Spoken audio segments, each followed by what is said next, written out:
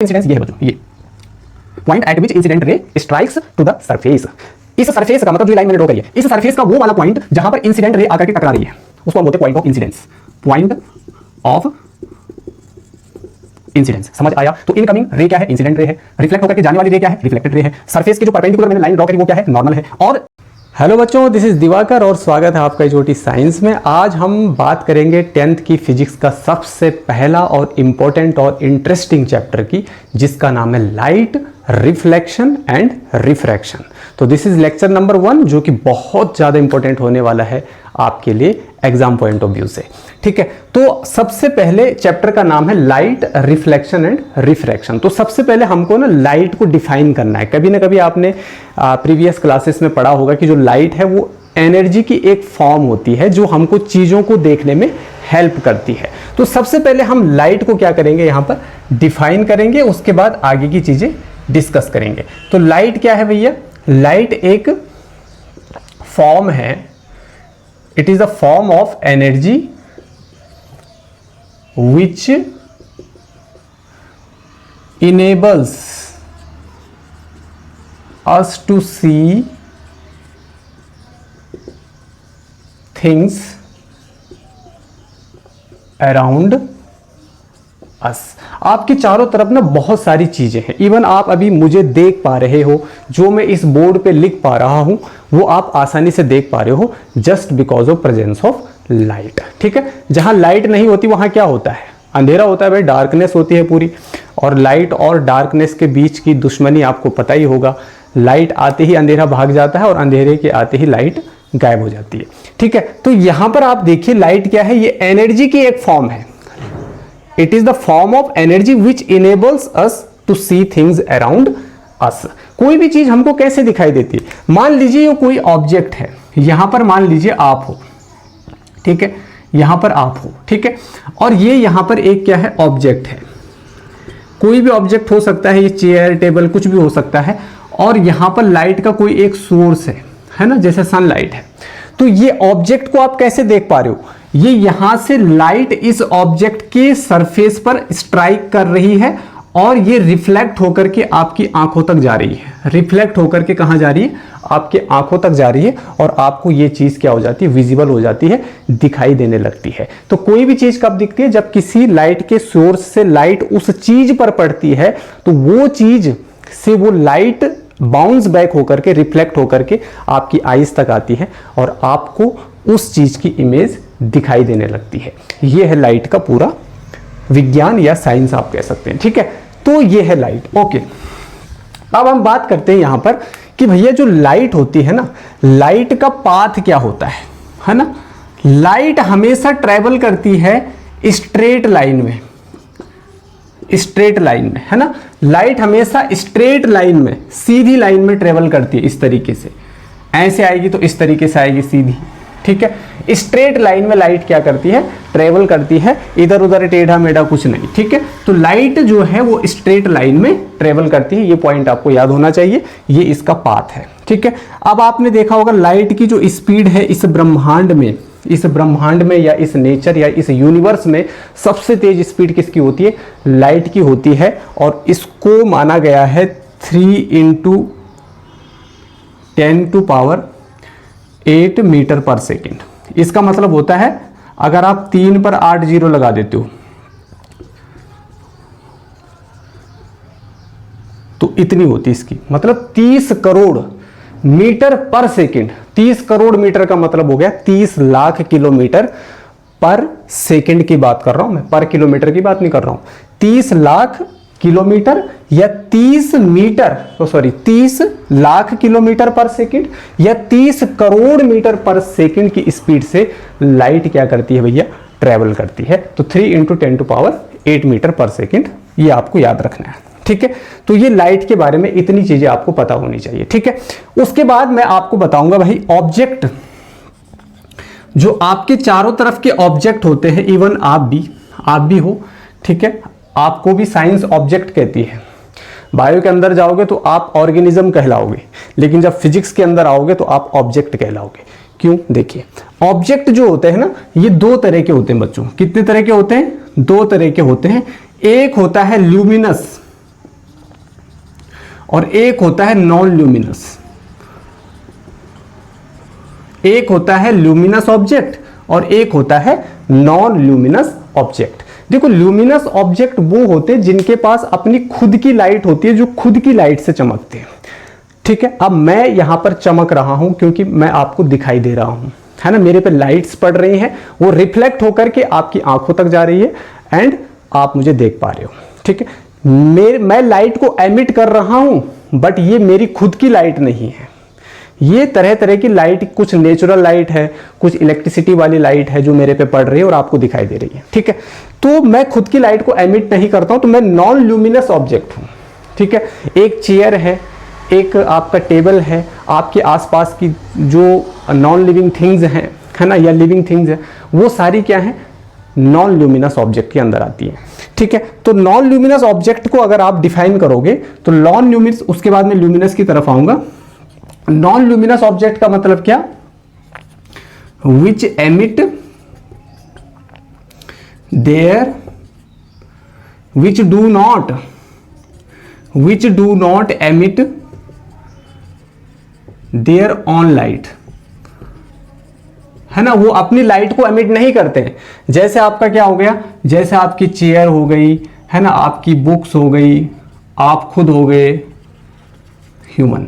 ठीक है, कोई आपसे पूछे कि आप लाइट को एमिट करते हो, बिल्कुल आप एमिट करते हो, लेकिन आप अपनी लाइट को एमिट नहीं करते हो, आप दूसरे की लाइट से चमकते हो। ठीक है, तो वो क्या हो गया, नॉन ल्यूमिनस। ल्यूमिनस क्या होता है, विच एमिट देयर ऑन लाइट, जो अपनी खुद की लाइट से चमकते हैं उनको क्या बोला जाता है, ल्यूमिनस। जैसे सन अल्टीमेट सोर्स है जो एनर्जी का, है ना, तो सन हो गया आपका। ठीक है, अच्छा मून क्या है, मून क्या है, नॉन ल्यूमिनस है, क्योंकि जो मून होती है ना वो सन की लाइट से चमकती है। ठीक है, अब यहां पर सन क्या है, ल्यूमिनस ऑब्जेक्ट है। तरह तरह के स्टार्स हैं जो ल्यूमिनस ऑब्जेक्ट्स हैं आपके। फ्लेम ऑफ कैंडल, है ना, कैंडल का जो फ्लेम होता है वो ल्यूमिनस ऑब्जेक्ट हो गया। ठीक है, क्योंकि उसकी खुद की लाइट है। ठीक है, आपके जो इलेक्ट्रिसिटी बल्ब होते हैं वो भी लाइट देते हैं, तो वो भी क्या आ जाते हैं, आपके ल्यूमिनस ऑब्जेक्ट के अंदर कंसीडर किए जाते हैं। ठीक है, तो ल्यूमिनस और नॉन ल्यूमिनस के बीच का जो अंतर है, आई होप आपको समझ में आ गया होगा। तो ये कुछ बेसिक बातें थी जो मैंने आपको लाइट के बारे में बताई। अब यहां से हम मेन टॉपिक की तरफ क्या करते हैं, मूव करते हैं। ठीक है, so you have to pay attention for this topic because this is very very important topic. Okay, तो यहां पर देखिए जरा, सबसे पहले हम बात करेंगे रिफ्लेक्शन की, है ना। देखो लाइट के केस में ना दो तरह के फिनोमिनाज होते हैं, एक होता है रिफ्लेक्शन और एक होता है रिफ्रैक्शन। ठीक है, अच्छा सबसे पहले हम बात करेंगे रिफ्लेक्शन की। किसकी बात करेंगे, रिफ्लेक्शन ऑफ लाइट। ठीक है, रिफ्लेक्शन ऑफ लाइट क्या होता है, रिफ्लेक्शन ऑफ लाइट क्या होता है, इसको हम पहले डिफाइन करेंगे। ठीक है, रिफ्लेक्शन ऑफ लाइट क्या होता है इसको हम पहले डिफाइन करेंगे, एक मिनट।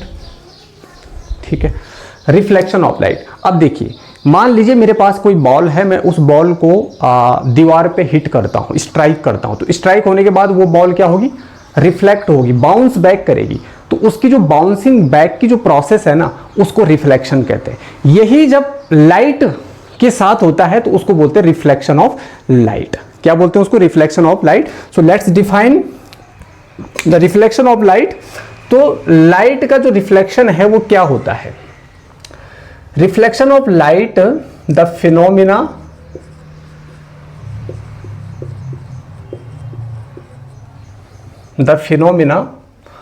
of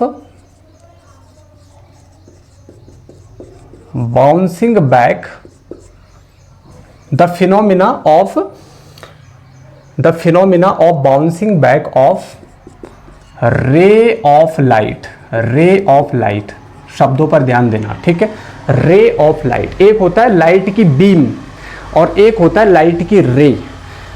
जब लाइट की कोई एक किरण आती है तो उसको हम रे बोलते हैं, लेकिन जब वो पुंज में आती है, जब वो ग्रुप में आती है, या आप कह सकते हैं जब वो ग्रुप में आती है तो उसको हम बोलते हैं बीम। मतलब जब बहुत सारी रेज एक साथ आती है तो उनको लाइट की बीम बोलते हैं। ठीक है, लेकिन सिंगल को हम क्या बोलते हैं, रे बोलते हैं। ये डिफरेंस आपको पता होना चाहिए। तो the phenomena of bouncing back of ray of light when it strikes on an opaque object या पॉलिश्ड सरफेस आप बोल सकते हैं, ठीक है। तो ये एक फिनोमिना है, फिनोमिना मतलब एक प्रोसेस है, प्रोसेस के लिए है ना फिजिक्स में हम फिनोमिना वर्ड यूज करते हैं। तो ये एक फिनोमिना है किसका, बाउंसिंग बैक का। बाउंसिंग बैक मतलब टकरा करके वापस आ जाना, बाउंस बैक कर जाना। जैसे आप बोलते हो ना बहुत सारी चीजें सर हमारी बाउंस हो जाती हैं खोपड़ी से, मतलब दिमाग में बैठ नहीं पाती है, ठीक है। तो the phenomena of bouncing back of ray of light, है ना, रे ऑफ लाइट है वो बाउंस बैक कर रही है कब, जब वो किसी ओपेक ऑब्जेक्ट की सरफेस पर स्ट्राइक यानी कि टकरा रही है, हिट कर रही है। तो हिट करने के बाद वो बाउंस बैक करती है। तो उस बाउंसिंग बैक की जो फिनोमिना है उसको हम क्या बोलते हैं बच्चों, रिफ्लेक्शन ऑफ लाइट। क्या बोलते हैं उसको, रिफ्लेक्शन ऑफ लाइट। अब यहां पर आपको कुछ चीजें बहुत इंपॉर्टेंट हैं जो समझनी जरूरी है, क्योंकि रिफ्लेक्शन ऑफ लाइट को हम आगे जरूर बढ़ाएंगे, लेकिन यहां पर आपको कुछ इंपॉर्टेंट टर्म्स यहां पर समझने हैं, ठीक है। सॉरी, कुछ इंपॉर्टेंट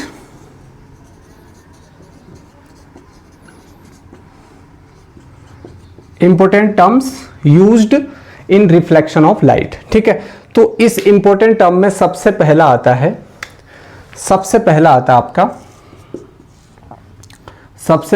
आपका इंसिडेंट रे। क्या आता है, इंसिडेंट रे, ठीक है। दूसरा आता है आपका पॉइंट ऑफ इंसिडेंस। तीसरा आता है आपका रिफ्लेक्टेड रे। चौथा आता है आपका नॉर्मल रे। Fifth one is angle of incidence. और पांचवा आता है आपका एंगल ऑफ रिफ्लेक्शन, ठीक है।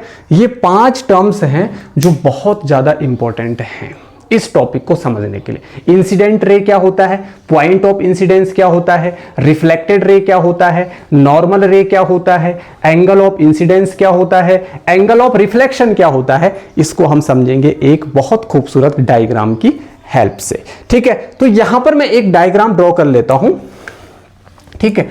यहां पर मैंने एक डायग्राम क्या किया, ड्रॉ किया, ठीक है।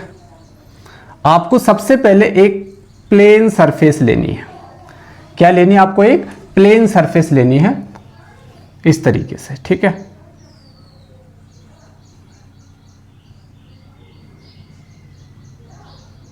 ये एक प्लेन सरफेस है, ठीक है। अब मान लीजिए लाइट के किसी सोर्स से, लाइट के किसी स्रोत से कोई लाइट की किरण, कोई लाइट की रे आती है और इस सरफेस से इस तरीके से टकरा जाती है, इस सरफेस से टकरा जाती है, हिट करती है। तो ये हिट करने के बाद क्या करेगा, बाउंस बैक करेगा। क्या करेगा, बाउंस बैक करेगा, ठीक है। क्या करेगा, बाउंस बैक करेगा और जहां से आया था वहीं चला जाएगा। इसका मतलब ये नहीं है कि इधर से आया था तो इधर चला जाएगा, नहीं। ऊपर क्या है, हवा है, हवा, ठीक है। तो ये एयर से आया था और एयर में ही चला गया, मतलब जिस मीडियम से आया था उसी मीडियम में चला गया। मीडियम क्या है, एयर, ठीक है।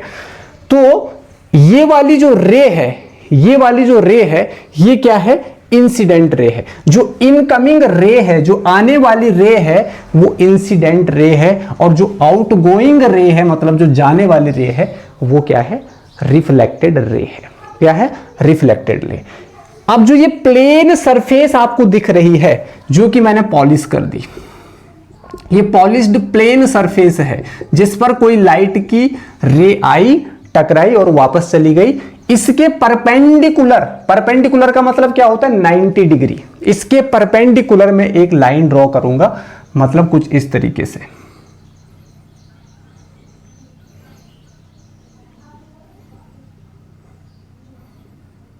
ये एक परपेंडिकुलर एक लाइन मैंने क्या कर दी, ड्रॉ कर दी।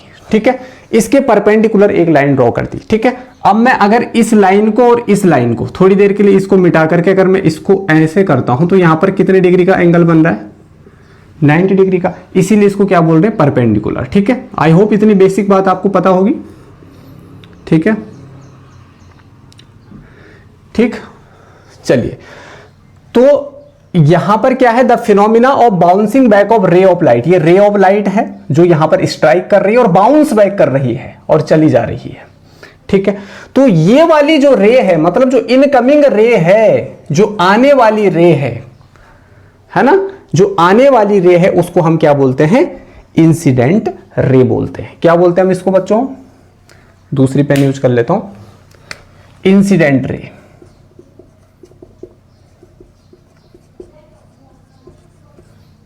ठीक है, इंसिडेंट रे बोलते हैं। जो आकर के टकराती है और टकरा करके जाने वाली रे है उसको हम बोलते हैं रिफ्लेक्टेड रे। क्या बोलते हैं हम इसको, रिफ्लेक्टेड रे। ठीक है, और जो हमने एक लाइन ड्रॉ करी है ना, एक परपेंडिकुलर ड्रॉ टू सरफेस, तो उसको हम बोलते हैं नॉर्मल। नॉर्मल, क्या बोलते हैं हम इसको, नॉर्मल। क्लियर है, नॉर्मल। ठीक, अब तीसरा क्या है, इंसिडेंट रे हो गया, रिफ्लेक्टेड रे हो गया। पॉइंट ऑफ इंसिडेंट क्या है, पॉइंट ऑफ इंसिडेंस ये है बच्चों, ये point at which incident ray strikes to the surface. इस सरफेस का मतलब, जो ये लाइन मैंने ड्रॉ करी है, इस सरफेस का वो वाला पॉइंट जहां पर इंसिडेंट रे आकर के टकरा रही है उसको हम बोलते हैं point of incidence. Point of incidence, समझ आया। तो इनकमिंग रे क्या है, इंसिडेंट रे है। रिफ्लेक्ट होकर के जाने वाली रे क्या है, रिफ्लेक्टेड रे है। सरफेस के जो परपेंडिकुलर मैंने लाइन ड्रॉ करी वो क्या है, नॉर्मल है। और इस सरफेस के जिस पॉइंट पर इंसिडेंट रे आकर के टकरा रही है, स्ट्राइक कर रही है, उसको मैंने क्या बोला, पॉइंट ऑफ इंसिडेंस। समझ आया। अब अगला आता है angle of incidence. Angle of incidence क्या है, इंसिडेंट रे और नॉर्मल के बीच में एक एंगल बन रहा है, ये है वो एंगल। ठीक है, इंसिडेंट रे और नॉर्मल के बीच में एक एंगल बन रहा है, इस एंगल को मैं क्या बोलूंगा, इस एंगल को बोलूंगा मैं एंगल ऑफ इंसिडेंस, क्योंकि ये इंसिडेंट रे और नॉर्मल के बीच में बन रहा है। Angle between incident ray and normal is known as angle of incidence. Okay, इसी तरीके से नॉर्मल और रिफ्लेक्टेड रे के बीच में एक एंगल बन रहा है, उसको मैं क्या बोलूंगा, एंगल ऑफ रिफ्लेक्शन। तो इसको मैं एंगल आई से डिनोट करूंगा, इसको मैं आई से डिनोट करूंगा और इसको मैं आर से डिनोट करूंगा। ठीक है, ये एंगल आई है और ये एंगल आर है जी, समझ आया। ठीक है, दोनों क्या होते हैं, इक्वल होते हैं एक दूसरे के। अभी मैं लॉज जब पढ़ाऊंगा वहां पर बताऊंगा आपको। ठीक है, तो और उसके बाद है एंगल ऑफ रिफ्लेक्शन। तो एंगल ऑफ रिफ्लेक्शन क्या है, नॉर्मल और रिफ्लेक्टेड रे के बीच में बनने वाला एंगल क्या है, एंगल ऑफ रिफ्लेक्शन। तो ये आपका एक क्या है, ये आपका एक डायग्राम है। यहां पर ये एक सरफेस है, पॉलिश्ड सरफेस है, एक रे आ रही है, इस सरफेस पर स्ट्राइक कर रही है, हिट कर रही है, उसको इंसिडेंट रे बोलते हैं। वो जिस पॉइंट पर हिट कर रही है उसको पॉइंट ऑफ इंसिडेंस बोलते हैं। उसके बाद वो जब वापस चली जाती है तो उसको रिफ्लेक्टेड रे बोलते हैं। इस सरफेस के परपेंडिकुलर एक लाइन जो मैंने ड्रॉ करी उसको नॉर्मल कहते हैं, और ये आपका पॉइंट ऑफ इंसिडेंस हो गया। समझ आया। तो आई होप आपको ये सारे टर्म्स क्या हो गए होंगे, समझ में आ गए होंगे। ठीक है, तो आप इनको नोट कर सकते हैं। उसके बाद हम थोड़ा आगे बढ़ेंगे। ठीक है,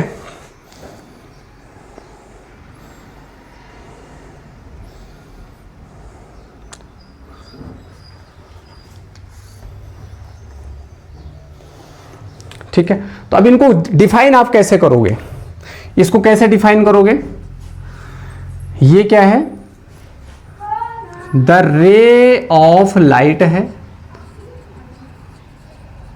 which strikes to the surface। ये रे ऑफ लाइट है जो सरफेस पर क्या करती है, स्ट्राइक करती है। ये बात क्लियर है। अगला है point of incidence. point at which incident ray strikes, point at which incident ray strikes, ये वो पॉइंट है जहां पर इंसिडेंट आकर के क्या करती है, स्ट्राइक करती है। रिफ्लेक्टेड रे की तरफ जाइए, the ray of light which bounces back, जो आकर के बाउंस बैक हो जाती है, मतलब ये वाली रे, ठीक है। नॉर्मल क्या है, perpendicular drawn to surface, surface के परपेंडिकुलर मैंने एक लाइन ड्रॉ करी, that is called normal ray. Angle of incident क्या है, angle between, angle of incident, angle between incident ray मतलब इनकमिंग रे एंड नॉर्मल। और एंगल ऑफ रिफ्लेक्शन क्या है, angle between incident reflected ray and normal. Clear है? चलिए, तो अब मेरी बात सुनिए, यहां पर ये सारी जो इंपॉर्टेंट टर्मिनोलॉजी थी ये आपकी क्या हो जाती है, यहां पर कंप्लीट हो जाती है। ठीक है, ये आप चाहो तो आप नोट कर सकते हैं, बहुत ज्यादा इंपॉर्टेंट है ये। ठीक है, अब यहां से आपको इस डेफिनेशन को मैं 1 मिनट के लिए यहां पर मिटा देता हूं ताकि बाकी चीजें के लिए यहां पर जगह बन सके। ठीक है, ये डायग्राम हम छुएंगे नहीं। चलिए, अब हम पढ़ेंगे लॉज ऑफ रिफ्लेक्शन। क्या पढ़ेंगे अब हम? Laws of reflection. Laws of reflection क्या बोलते हैं भाई? रिफ्लेक्शन के 2 लॉज हैं। कितने लॉज हैं इसके? 2 लॉज। ठीक है, ये 2 लॉज हम यहां पर पढ़ेंगे। रिफ्लेक्शन के 2 नियम हैं, 2 लॉज हैं, बहुत इंपॉर्टेंट हैं। और ये टर्म्स अगर आपको समझ में आ गए तो लॉज भी आपको तुरंत समझ में आ जाएंगे। ठीक है, तो अब देखिए जरा, सबसे पहला लॉ ये बोलता है, सबसे पहला लॉ ये बोलता है कि जो आपका एंगल ऑफ आई है, जो आपका एंगल ऑफ आई है, ये एंगल का सिंबल है, वो हमेशा किसके बराबर होता है? एंगल ऑफ आर के। ये पहला लॉ है कि angle of i is always equal to angle of r, means angle of incident is always equal to angle of reflection.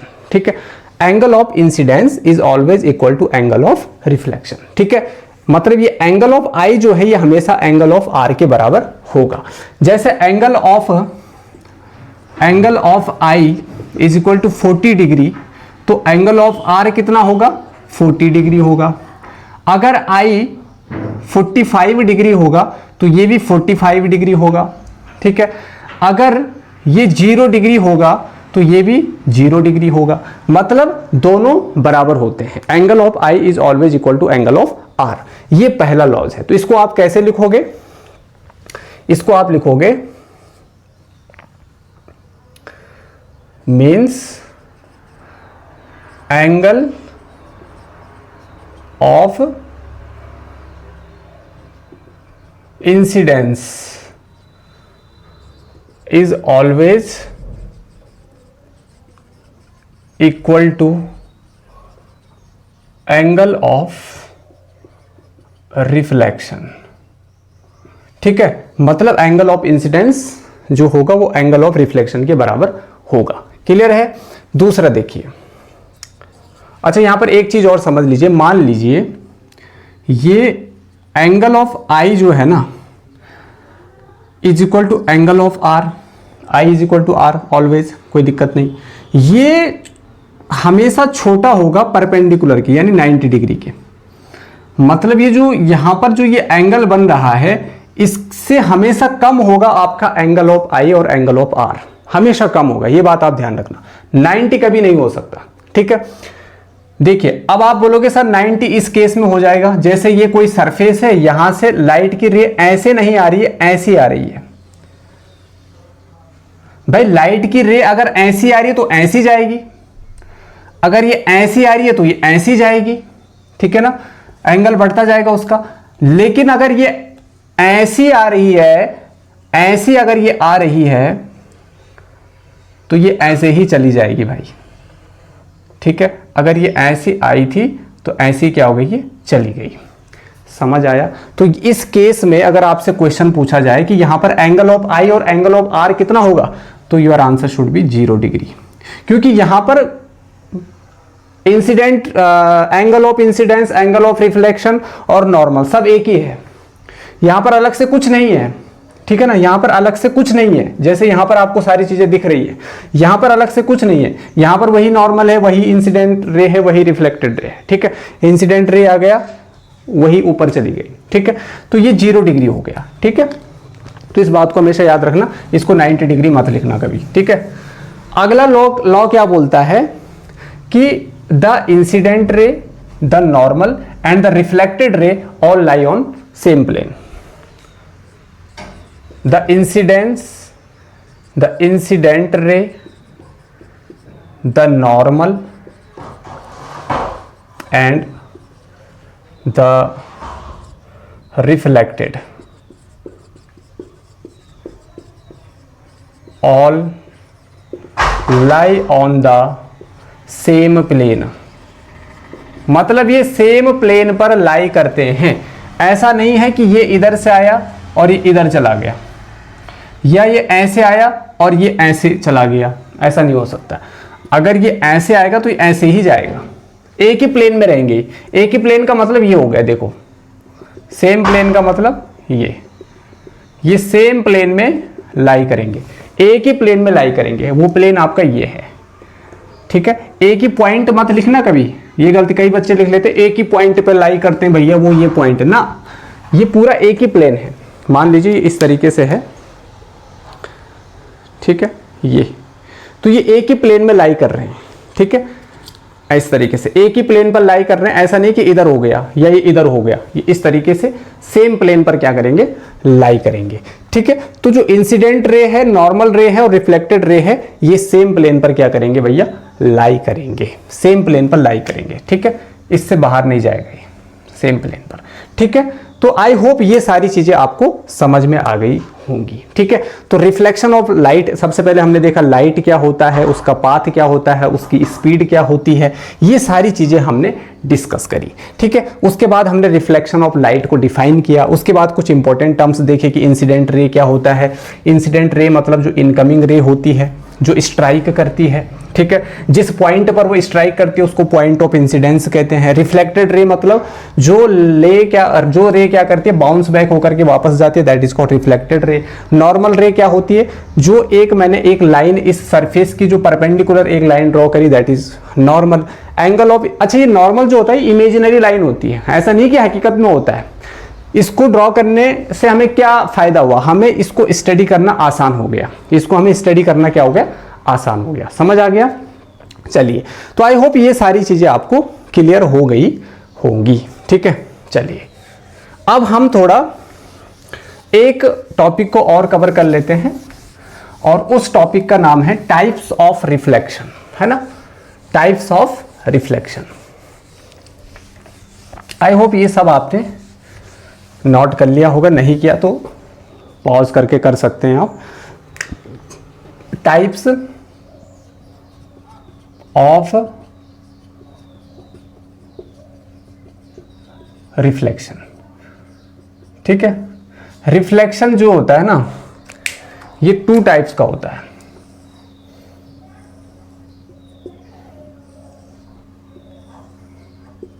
कितने टाइप्स का होता है? 2 टाइप्स का होता है।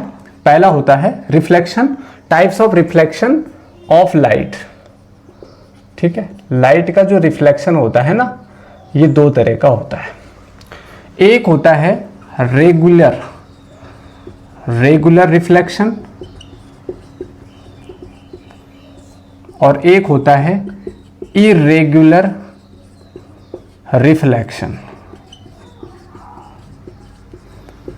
इसको हम डिफ्यूज रिफ्लेक्शन भी बोलते हैं, इसको हम डिफ्यूज रिफ्लेक्शन भी बोलते हैं। अब मान लीजिए यहां पर एक सरफेस है, ठीक है, यहां पर मैं बना लेता हूं। एक सरफेस आपकी ये है और एक सरफेस आपकी ये है। अब जो रेगुलर रिफ्लेक्शन होता है it takes place on smooth surface. ये स्मूथ सरफेस पर होने वाला रिफ्लेक्शन है और इसमें जो इमेज बनती है वो बहुत क्लियर बनती है, बहुत क्लियर, क्योंकि स्मूथ सरफेस पर होती है, एकदम शाइन सरफेस पर, पॉलिश्ड सरफेस पर।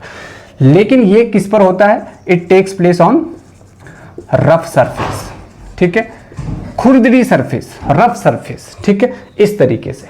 समझ आया? अब देखिए यहां पर मान लीजिए ये एक रे ये आ गई, एक रे ये आ गई और एक रे ये आ गई, तीनों ने स्ट्राइक किया, तो ये रे यहां पर स्ट्राइक करी तो ये इस तरीके से जानी चाहिए, ये ऐसे जाएगी और बच्चों ये ऐसी जाएगी। यहां पर क्या है, जो रेगुलर रिफ्लेक्शन है यहां पर क्या हो रहा है कि जो इंसिडेंट रे है ये क्या है? इंसिडेंट रे है, ये रिफ्लेक्टेड रे है, ठीक है, और बीच में नॉर्मल बनेगा, इसका नॉर्मल यहां पर बनेगा, इसका नॉर्मल यहां पर बनेगा, इसका नॉर्मल यहां पर बनेगा। क्लियर है? तो जो यहां पर इंसिडेंट रेज हैं ये एक दूसरे के पैरेलल हैं, पैरेलल है। पैरेलल मतलब अगर मैंने ये लाइन ऐसे ड्रॉ करी तो इसके पैरेलल ये लाइन होगी, ये लाइन ड्रॉ करी तो इसके पैरेलल ये लाइन होगी। आई होप कुछ कुछ बच्चे नहीं समझते होंगे, ठीक है। तो ये पैरेलल लाइंस हैं और जो रेज ऑफ रिफ्लेक्शन है वो भी क्या है? पैरेलल है। मतलब ये तीनों भी एक दूसरे के पैरेलल हैं और ये तीनों भी एक दूसरे के पैरेलल हैं, तो इसको बोलते हैं हम रेगुलर रिफ्लेक्शन, ठीक है, जिसमें दोनों चीजें पैरेलल हो, क्लियर इमेज बनती है यहां पर। अब यहां पर खुरदुरी इमेज है, जैसे यहां पर डाउन जा रहा है, यहां पर कर्व सा बन रहा है इस तरीके से, तो ये आने वाली जो रेज होंगी वो तो पैरेलल होगी, नो डाउट, वो तो पैरेलल होगी, लेकिन जाने वाली रेज पैरेलल नहीं होंगी, पैरेलल नहीं होंगी, ठीक है, जाने वाली रेज जो है वो पैरेलल नहीं होंगी, ठीक है, इस तरीके से जाएंगे। तो क्या ये तीनों रे एक दूसरे के पैरेलल हैं?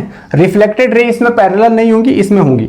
अब आपसे क्वेश्चन पूछा जाएगा कि जो इरेगुलर रिफ्लेक्शन है क्या वो लॉज ऑफ रिफ्लेक्शन को फॉलो करता है? बिल्कुल करता है, क्योंकि सबका अपना अपना नॉर्मल होता है। इसका नॉर्मल ऐसे जाएगा, इसका नॉर्मल ऐसे जाएगा, इसका नॉर्मल ऐसा जाएगा, किसी का नॉर्मल इस तरीके से सीधा जा रहा है, किसी का टेढ़ा जा रहा है, किसी का इस तरीके से जा रहा है, बस यही होता है। इसीलिए यहां पर इमेज क्लियर नहीं बनती है। तो यहां पर आपको क्या ध्यान देना है कि इसमें दोनों तरफ की जो रेज होंगी, रे ऑफ इंसिडेंट और रे ऑफ रिफ्लेक्शन, वो दोनों क्या होंगी? पैरेलल होंगी। मतलब इधर वाली भी पैरेलल होंगी, इधर वाली पैरेलल होंगी। यहां पर इधर वाली आने वाली यानी इनकमिंग रेज यानी इंसिडेंट रेज जो होंगी वो पैरेलल होंगी, लेकिन जाने वाली यानी रेज ऑफ रिफ्लेक्शन पैरेलल नहीं होंगी। समझ आया? तो आज का लेक्चर यहीं पर मैं क्या करता हूं, फिनिश करता हूं। और मैं आपको बता दूं बायो के 5 चैप्टर्स जो हैं वो वन शॉट में कवर हो रखे। लिंक आपको डिस्क्रिप्शन में मिल जाएगी, वहां से आप देख सकते हैं।